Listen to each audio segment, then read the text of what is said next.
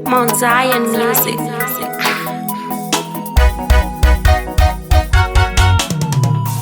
Inzwai Jehova kana ndichidana nenzwi rangu, ndinzwirei tsitsi mundipindure, ndokuimbirai makanaka, handinete nokuti munopindura.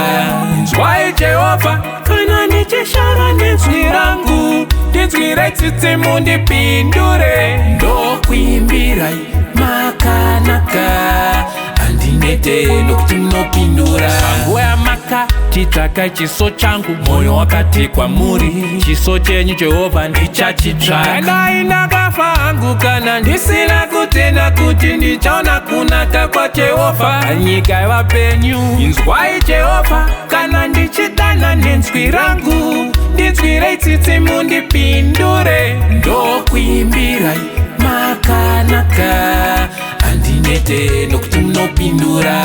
Inzwai Jehovha kana ndichishara nenzwi rangu, ndinzwirei tsitsi mundipindure, ndokuimbirai makanaka, handinete nokuti munopindura. Inzwai Jehovha kana ndichidana nenzwi rangu, ndinzwirei tsitsi mundipindure, ndokuimbirai makanaka, handinete nokuti munopindura. Chandoziva nechekuti Jehovha Jaire anopindura.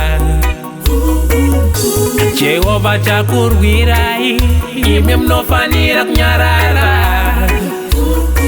Asi Jehovha anoshuva kukuitira nyasha, anosimuka kuti akuratidzei tsitsi, nokuti Jehovha ndiMwari wokuramisira. Vakaropafadzwa vose vanomurindira. Amen ndani. Inzwai Jehovha kana ndichidana nenzwi rangu, ndinzwirei tsitsi mundipindure, ndokuimbirai makanaka, handinete nokuti munopindura. Inzwai Jehovha kana ndichishara nenzwi rangu, ndinzwirei tsitsi mundipindure, ndokuimbirai makanaka, handinete nokuti munopindura.